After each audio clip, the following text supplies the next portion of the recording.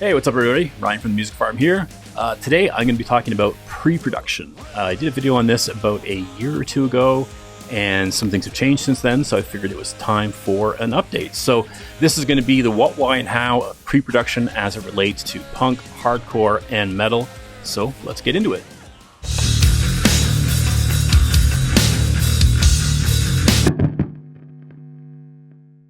All right, so what is pre-production? Simple answer is it's just a demo of the songs that you're going to want to record professionally. In the past, this would be something like going into a cheaper studio with a house engineer and recording the entire record that way, and then listening to it with your producer, making changes, and then going into your main studio and doing your primary tracking. Nowadays, we don't really have budgets for that, so it's more like that you're going to have a cell phone recording of it, or in the case of a lot of bands nowadays, people can do pretty decent demos by themselves at home. I've had quite a few come in that were quite surprising and extremely helpful. So basically, it's just what are you going to do to get a sense of the song before you get started. Now, the next question is, why do you do that? Well, it's easy. You don't want to have buyer's remorse on your production. You don't want to get to the end of it and wish you had done something different, wish you had have added something, wish you had removed something, things like that.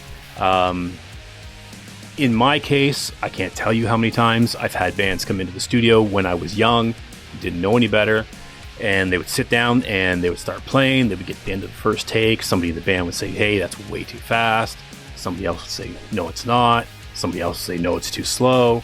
And there would be this debate that would sometimes turn into an argument. And it would take a considerable amount of time out of the day that we had set aside for tracking to figure that out. Another example would be the guitar player would sit down and it'd be time to do a solo, for example, and they just don't have anything ready, or they're just not prepared. And in the studio, when you're doing your primary tracking, is not the time to be writing new parts. If you're inspired and something comes to you, that's great, but you need to have the basics for what you're going to do down, so that way you have something to contribute that's going to be productive for the day. Singers have had trouble without doing pre-production as well too. There's been many times I've had singers get up to the mic and try to sing, and they come back and say, you know what, it's way too fast, I cannot keep up with that pace, or it's in the wrong key, things like that. And at that point, we've already tracked our drums, our guitars, our bass, we've even done overdubs maybe, and it's just impossible to back up from without losing either a significant amount of time, and B, a lot of money as well.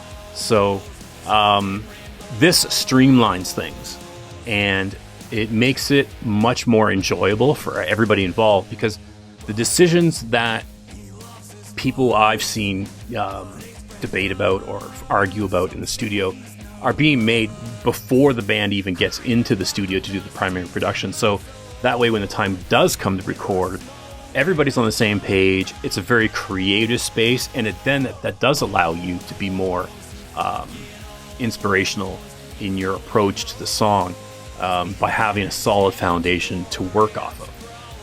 So now, how do you do pre-production in this day and age? As I said, this is going to be kind of geared towards the punk, hardcore, metal kind of guys like myself, who have smaller studios. So I don't have a big enough studio where I could have the band come in and play live off the floor and jam things out. My studio is about 600 square feet, 2 rooms, live room, and then the control room. They're all separated out, acoustically treated, whatnot. Sounding great, but unfortunately I don't have the size to do something like that. It would be really nice. If you do have the size of studio to do that, then your best bet is to have the band come in, set up, jam out live, and then have a meeting afterwards to go over and listen to what you did and make your decisions there. So for me, what I do is I will bring the band in a few weeks before we're scheduled to do our primary tracking, and I'll have the guitar players, the bass player, and the singer all plug in at once, and we will have them record the song to a click track only. There's no sense having the drums in there because we're basically looking for the vibe of the song, and we're also looking to create the scratch tracks that the drummer's going to play to, and actually everybody's going to play to while we're doing our primary recording. I used to do them one at a time, but now I have everybody plug in at once and just go from there. I have a Kemper, and I also have many virtual guitar amps, as I'm sure a lot of you out there do too. So basically just a few DIs, and our instruments are in, and we can start picking tones. I'm a big fan of the Kemper, especially when it comes to pre-production. The same will be true for those of you that are into your virtual amps too. I just don't happen to be one of you. I love my Kemper. But I love my Kemper because it really does allow us to use the amps, the tones that are best for the song and the guitars we're using, as opposed to what the band might actually have with them. There's been a number of times, many times actually, I've had bands come in and say, you know what, we really want to use our amps, and I'm cool with that. I love recording a nice tube amp. We're fully set up for that here at the Music Farm. But I'll say, you know what, that's fine. Why don't we try to use the Kemper for pre-production, and we don't have to use it for primary tracking if you don't like it, but maybe we'll come across some tones that you've never heard of. And that usually gets bands amenable to the idea of using something like that. And I can't tell you how many times I've started pulling up amps, and I've had guys come in with, say, combo amps, twin reverbs, things like that. Not beefy amps at all, just really nice kind of mid-gain to low-gain amps. But I've pulled up a big, like a Mesa triple rectifier, or something like our JCM 900, and they're like, "Oh my god, that sounds amazing! I love that!" And it's just I have to kind of shake my head and laugh every time it happens, because it couldn't be the furthest thing away from what their actual amp was. So it turns out that what they hear in their head versus what they have with them don't always line up, and until they hear a difference, it's hard to convince somebody that there may be a better option out there for them. And I find the Kemper to be just an excellent way of doing that, because I can switch between tones so fast, as opposed to having to set it up multiple amps. Not only that too, but we get to use amps now that I don't have access to. Ones that are either prohibitively expensive or are just not around anymore. So the point being is that this is a time when you, as a producer, as an engineer, can be dialing in your tones and getting ahead of the game, so that when you're doing your tracking of your drums and your bass and guitars and vocals and all that, you've already got these scratch tracks that sound good, that sound like what you anticipate the record is going to sound like, as opposed to just any high or mid-gain amp that you have access to. So I will then, once I'm done with that, I will, surprisingly, to some people, I will go through and edit the scratch tracks to make them more on the grid. I will tune the vocals if I have time. Basically, I just want it to sound great, so that way when we introduce the drums to the scratch tracks, to our pre-production tracks, that the band is excited, that the song has already taken shape, because we've got our perceived tones that we're going to use in the end up and ready to go. It just makes things a lot smoother. And since I've been doing that myself, I have had no bands fight over parts and songs. I've had nobody come back and say, you know what, we really think this is too fast or too slow. And I haven't had singers struggle with their timing and their pitch since then. So that's basically it for me. That's how I do it. It's a very DIY, very kind of unimpressive way of going about it, but it does save a lot of headaches for the band and yourself. Now, one thing that I would recommend you do is get the band to write down the structure of their songs ahead of time, before pre-production. And in my case, I'll jump over to my web browser here. This is my website for the Music Farm. This was made by my friend Jay Kuipers at Creative Mess. He did a wonderful job on it for me. But what we've done is we've made the site actually interactive, more productive for me and for the band. So if we go up to the menu here, open this, we've got a song structure form for the bands, which I send to them before we do pre-production. And that looks like this.